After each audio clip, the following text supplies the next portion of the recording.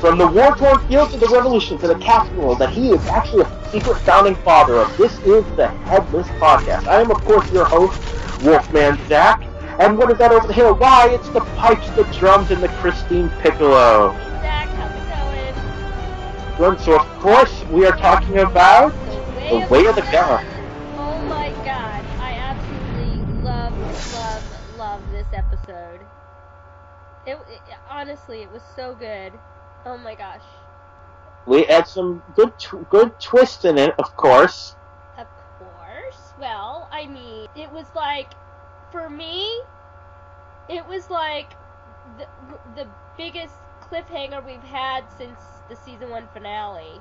I said that too. Well, I said that when we recorded, so yeah. Of course I have to say it again.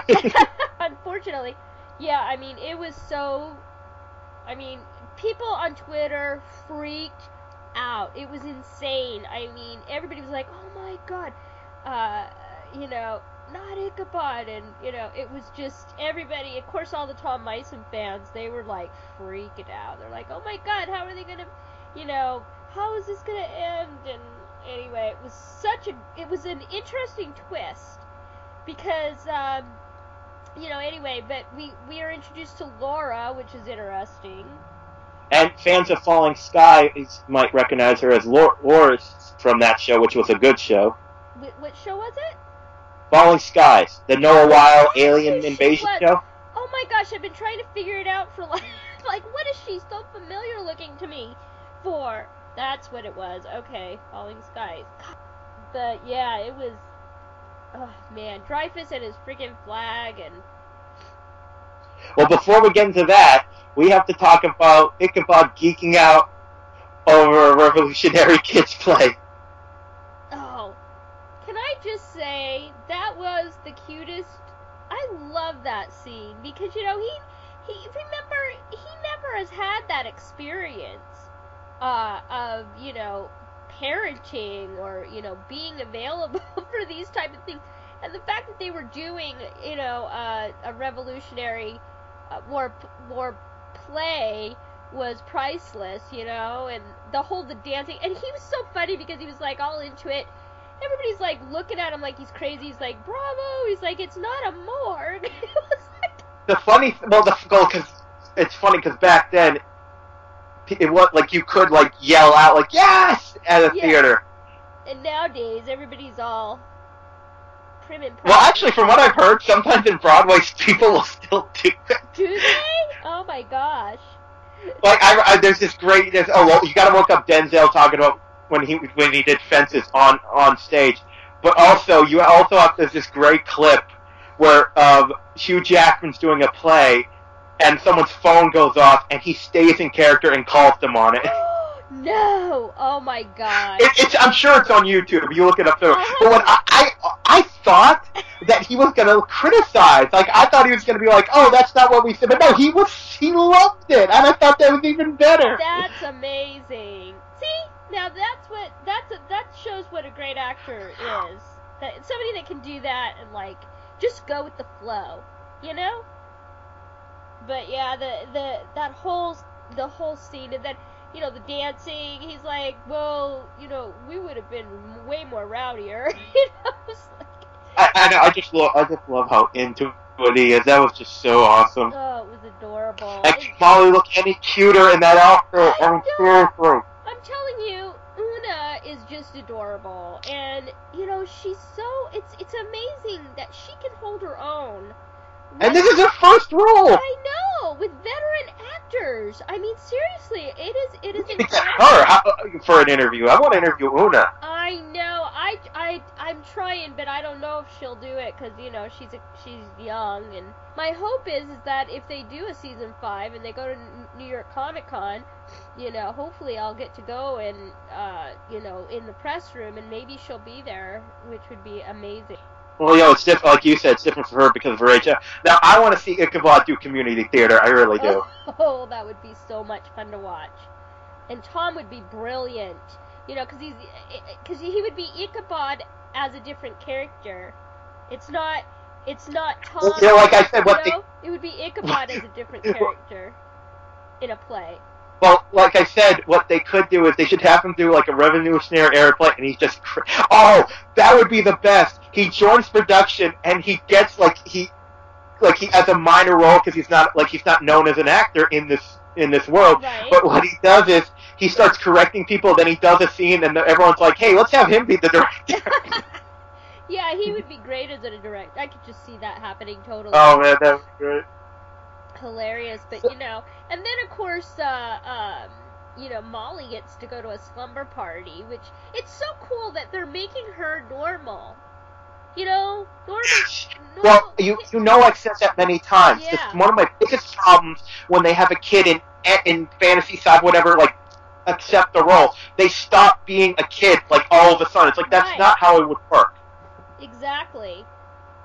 And so that's why I'm like, oh my god, so cool, just going to a slumber party and and then they head out, and then they head out because I forget. They get a call. Yeah, he gets a call from who? I can't remember. I'm watching. Oh, you're. You're doing what I should be doing. They're telling them about the it's the lead from Hacking the Assistant's Home. But before that, I just have to mention, I love the fact that Job knows where to get a good steak. I know. He is such a character. Oh my god. I should mention that to Kamar when we interview him. Yeah, totally. Oh, I can't wait to talk to him. He's going to be fun to talk to. I'm probably going to ask him a little bit about the soaps. Not anything specific, just about. Anyway, go ahead. Kip was interviewing before the finale, and I haven't watched it yet. I could kill you. No. Well, if I could give you my if I could get you into the screening room, I would. But they don't let you share, unfortunately. It's good. You'll like it. I can't. Oh my gosh. Yeah, I haven't heard anything from Mike or Amy, so I don't know what they thought of any of these episodes. I haven't seen any podcasts from them lately. So, no, he didn't like this episode. That's right. I saw them do this episode. I haven't seen the last episode. No, he didn't. He and Amy didn't really like this episode, and I said, "What, are you crazy?" Yeah, they don't like anything. So they figured out where they're keeping their spying on Dreyfus, and they figure out that the symbol leads to it turns out a secret Masonic offshoot. And I tried to find it. I couldn't find if there was any real, because I couldn't get the name, so I don't know if this is a real thing. Well, there is. Okay, so I looked it up, and there are occult symbols that, how he's got the affinity. It's an infinity sign, really.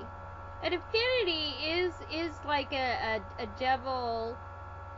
It's a symbol that means, Well, it wasn't exactly affinity. They had a specific name for it. I think it was like Kosin or something like that, but I couldn't find the exact spelling. Well, the reason that he's using that actual shape is because it's said that when that shape is used, and that means that the devil is on Earth. And that's why he used, it was on, God, where did I see it? I looked it up on, it wasn't WikiLeaks where I saw that, I can't remember, but anyway, but that's what it is, and so that's why he used it. I mean, the infinity side, of course, is a little more round, but, it's the figure 8 symbol. Yeah, but it's the same concept, and I think that's why he loves that symbol so much. And they find out it's a Masonic note that believes in great change and using the four horsemen, the apocalypse, because they make the point, and this is something I was going to bring up earlier, is that a lot of cultures, apocalypse, or and it's a beginning, not just an ending. Right.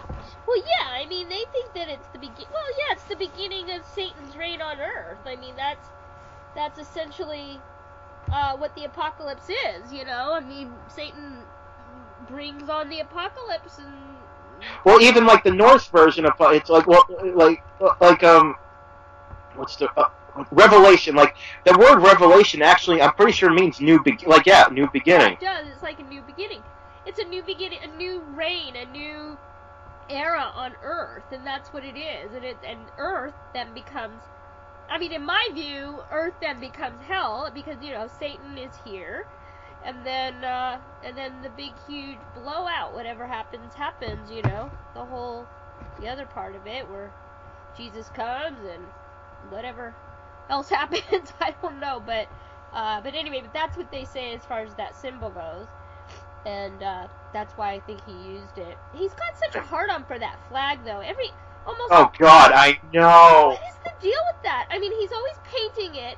There's flags all over his little cabin, wherever the hell he in the woods. It cracks me up. I'm like, oh my gosh, what are you like obsessed with this flag for? Anyway, funny.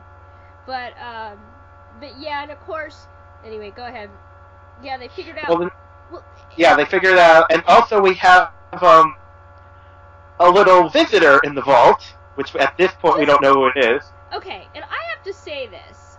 So we see. Okay, so at the play, I love that line that Diana says. Because Laura enters and kind of crosses over.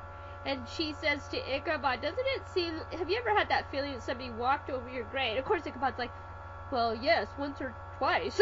I was just like... No, what he said, it could have happened to me, because he's had 2 different graves. Yeah, it could have happened to me once or twice. So, but what I thought was interesting is, so she sneaks into the vault to get that book, the book of spells, whatever. And what I thought was interesting is, like, I felt like Ichabod should have felt her as a witness. I'm so confused because Laura is a witness and Molly is a witness. So I don't quite. I'm perplexed even now. I mean, I've seen the finale. I'm even perplexed now, and I'm gonna. I don't know. I don't get it. Like, I felt like he should have been able to sense her, but I guess not. Because she's not reborn yet. I don't know. Anyway. So all I'm saying is I thought that that Ichabod should have sensed her, but I don't know. Anyway. Yeah, I see what you're saying. But it's funny because at the time we're like, and we even mentioned this to Lindy, like how did this stranger get the best of Jenny? And we actually found out later it makes sense. Right. Exactly. So I don't know. We'll have to see. I'm gonna have to like DM the writers, I think, because I'm so confused. Now I know it's great when we're like, when it turns out what she took was some kind of book. It was really just a record book, and it turns out it reminds me about a mission he had with Benjamin Banneker. And I love when they say something that essentially us fans have said since season 1. Was there any part of the revolution you weren't a part of? Exactly. It's like. So funny. He's always and then he says, "Well, I wasn't part of the Navy." And the Treaty of Paris. And the Treaty of Paris. Oh man. Oh, Ichabod. He cracks me up. I want to know if he's seen 1776, the musical yet. Oh, wouldn't that be hilarious to have him like? Oh God, the wig he's wearing in this flashback is so bad. Oh my God. You gotta worry, man. That's all I gotta say. So it turns out that they hid an item, and he was there when the barn burned down. So they go to the location, and weirdly, it's still up because it turns out, and I've never heard of this. It's a communal table. Yeah, I've never heard of that either. I was a little bit thrown by that. I didn't look it up, so I don't know. I don't know either. I didn't look it up. I'm a bad host. I didn't even look it up. And I know it's crazy, but I swear when they're saying the name of the place, they say the name Freya, which is a Norse goddess. I'll have to look at that again. That's a possibility. They use the Norse, a lot of the Norse, mythology. They did it in season 3 a lot. We got a whole bunch of Norse mythology, and now they're bringing it in again, which is very interesting. I keep hope. Well, as Norse gods have always been very, really thanks to Marvel. But yeah. Yeah. So. Yeah, I wonder what they're gonna. Anyway, go ahead. Sorry, I was just thinking of. Yeah, Freya Norse is the goddess of love and war. Freya. Well, yeah. Well, she's where we get Friday from. Oh, really? I didn't know that. Pretty sure. I'm pretty sure. Because Thursday is Thor's Day. I think Friday's Freya. Really? Saturday Saturn. I'd have to look it up, but yeah. So I love when they reservations. At 6 weeks, it's like a 6 week wait. But here's the thing: she's like, "I'm Homeland Security." She's like, "Oh, Michelle Obama." It's like, yeah, but that doesn't mean she can't still say, "I'm Homeland Security." I know, and that barn thing was really cool. How they had that set up as like a restaurant. I loved that. Like, I'd love to go to that restaurant. It was cool. So then, yeah, they're like booked it for like 2 months or something like that. Like, pretty much. So, but they just go around the place anyways. Yeah. And they find the gun, and turns out our little mystery guest has it, and she's got some mojo to her, and apparently Atlantis exists. And can I just say, hello, I love that. The little crystal that she had, she was able to, boom, get rid of. Well, it's funny that they said Atlantean because Kronos is a Titan, Oh, I didn't know that. Really? That's where, yeah. Kronos is the Titan that ate. You remember how you've heard the story, like that the Titans were scared of their children, so they ate them. Right. That was Kronos that tried to eat them. Oh, okay. God, I didn't know that. Go play God of War. I guess I'm gonna have to. Yeah, I don't know how to play any of those games. I'm so bad. Oh my god. I tried to play a Star Wars game with my brother. I could not. I don't know, and I'm pretty dexterous, I have to say. I mean, I used to play the piano, for God's sakes, and I can't seem to work the dang controller thingy. I don't know, anyway, I'm not good with the gaming stuff. But, so, one thing I found interesting is Laura. I wonder if there's any reason why the name Laura, Yeah, I don't know. Well, I don't know, that's a good idea. Let me look. But one thing I think is and it's a hint to who she is, she says, "Your world's in danger." I'm sorry, she says what? Your world is in danger. Not the world, she says your world. Well, yeah, because she's in a different time. Exactly. Excuse me. Oh my gosh, I am like dying over here. Listen, I know the horse of pestilence is here, but stop getting so into the show.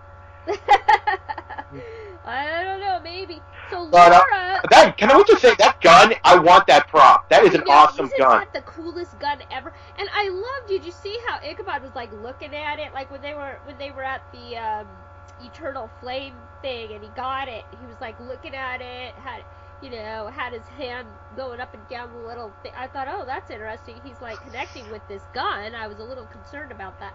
So Laura. The name Laura, a neon nymph, daughter of the River Almo in Ovid's Vasti. So from there, we get the team at Rifus' little compound, and I like how Jenny's testing out the team, because she knows she might not always be there. She wants to see how they'd handle situations. Yeah, and I think that Jake didn't like it when she said, well, what would you do if I wasn't here? And Jake was like, why did she say that? But isn't it interesting, that Alex is, they're still having this conversation about, he wants her to get along with his girlfriend, and she's like, trying to act all cool or whatever, and then they come across the 4 coffins, which I thought was interesting, and then of course they get caught. Yeah. Oh God, when Joe walks in. I was like, oh. I could walk and he's just there. He's just right. And then they take him to the cabin or whatever. Yeah, and this is something we were talking about last episode. Is that, and I thought about it too. It's like they tried to hack a tech genius. Yeah, I'm just like, what the heck is this? It makes no sense that. They would have had to have realized that he would that he would know that he's being hacked, or that he's, Wow. And maybe he allowed it, almost. Well, that's what I'm saying. Here's something interesting. This is one of those things you notice when you do a rewatch. Uh-huh. When you're talking to Ichabod, saying, look, we have Dreyfus, here he is, we're going to trace him. When they're spying on him, he adjusts his painting. I'm thinking, that's right. Did he do that on purpose? Yep, that's right, he did. And I'm just like, oh my god. And then but when I first saw the episode, I'm like, what is with this damn flag? Right, that's what I'm thinking. And, like, he was purposely going, oh, their little jerks think I don't see it. Little shit is they're they're watching me. Let's give them a show. Let me do something. Then, Oh god. Dreyfus uses like a vision to make them think that to make Jake think that he snapped Alex's neck. Can I just say, okay, first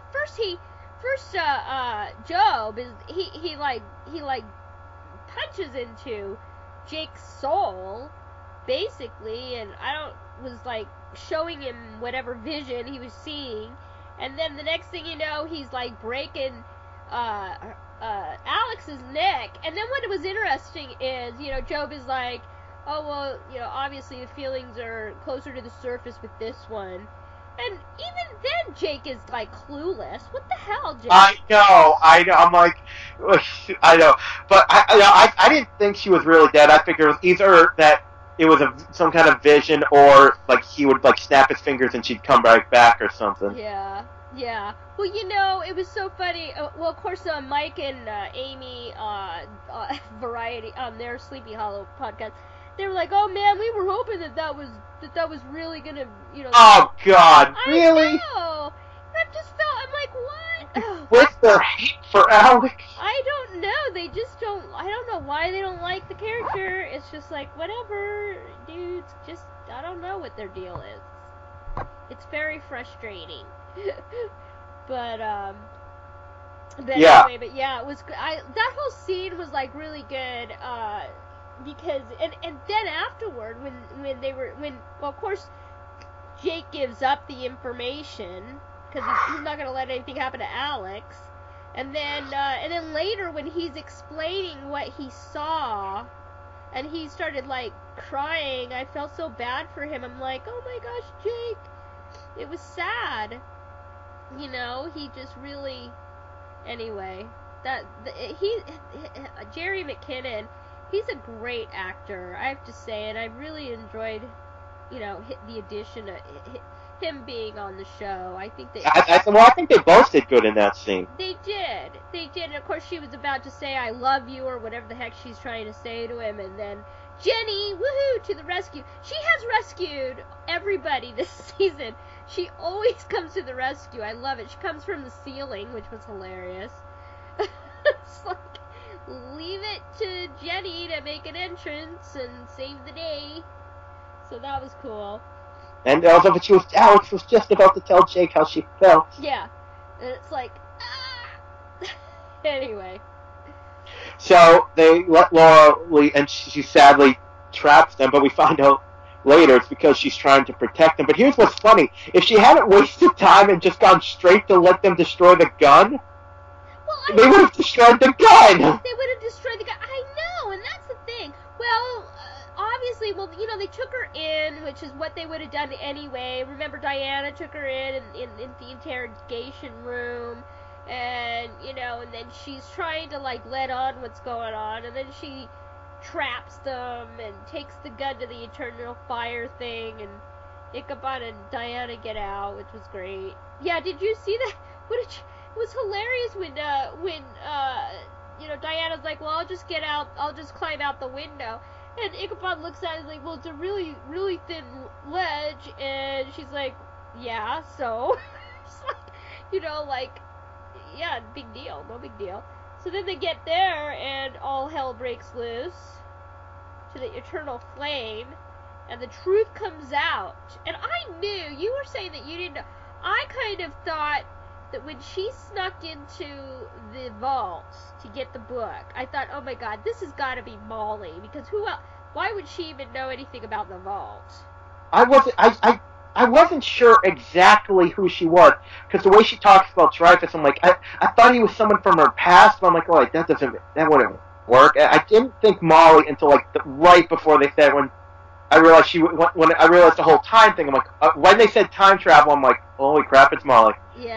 Yep, and it was great. She was able to get rid of, Malcolm shows up, and Job, and the gun is there. Of course, Malcolm gets it, and then Laura has another one of those crystal thingies and blows them out of the sight, but it's too late. It's not quick enough. They don't get away.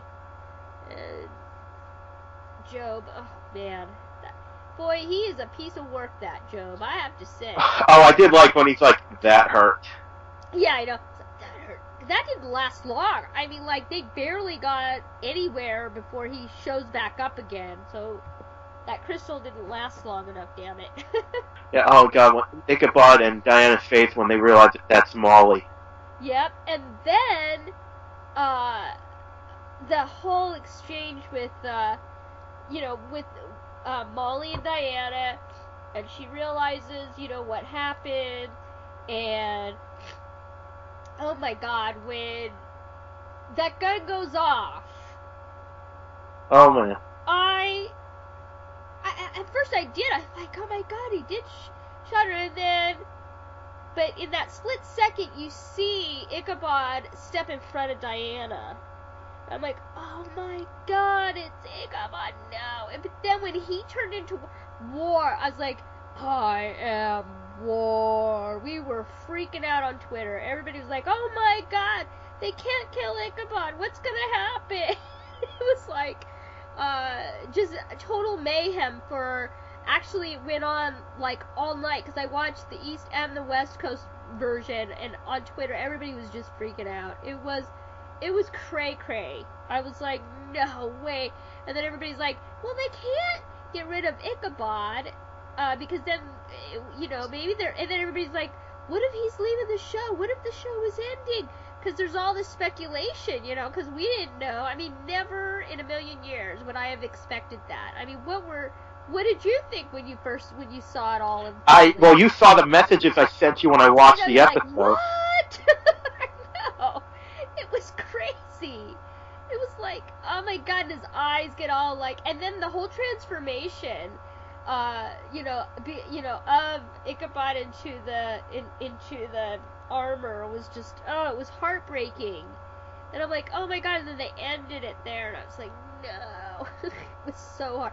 That was the hardest week to get through, I think, because we were just all freaking out. It was just crazy. And, and I had a theory, and obviously I've already seen the next episode, so it was confirmed, I wonder if this means the past, because this girl's past is that someone else became War, and then we see, it's just that Ichabod's the one that got shot. Oh god, when he changes. And I was thinking, actually, it's funny, because if he hadn't been, I could say just for this moment, Crane would actually be, if it was Ichabod, more like some kind of War version of Ichabod, not just the Avatar taking over, he'd actually be a great horseman because he's a soldier. It'd be really interesting to explore that. Well, yeah, the one thing that I will say is that he should have been enhanced because he's a witness. To have the witness within... Well, that's actually something I'm going to address in the next episode. Okay. So anyway, it was an epic episode. These last 3 episodes were, they just ramping it up. And can I just say again, and I said this before in previous podcasts, but how wonderful... I mean, finally, the writers had a tight 13-episode season. The whole season tracked from episode 1 to episode 13. It all, it kept the continuity of it. There wasn't just some random, episode that didn't make any sense. There was no waste, in other words, this season. And it reminded me a lot of season 1. I have to say, I really didn't think they were going to pull it off. I really had my doubts because, I was a huge and I still will always be an Ichabod fan, but they really, and I think it's my understanding, I think Len Weissman and Roberto Orsi, they're the ones that actually pitched season 4 to Fox, so I'm just so happy, and I like that they're in DC. I didn't think that was going to work, but it does, so it's been great, and it was a fantastic episode. I'm completely agreeing with it. This was a good episode. I mean, they took some risks, but they still worked with this episode. Everything, I thought everything flowed really well. There's nothing, and we got little bits of the character, a lot of different hints to what the conclusion is. And again, you're right. That twist was, it reminded me of the season 1 finale twist. So high marks all around. So should we move on and be all caught up? Yep. So. All right. So we are the witnesses, keeping a watchful eye as the third tribulation unfolds. And until then, don't lose your head.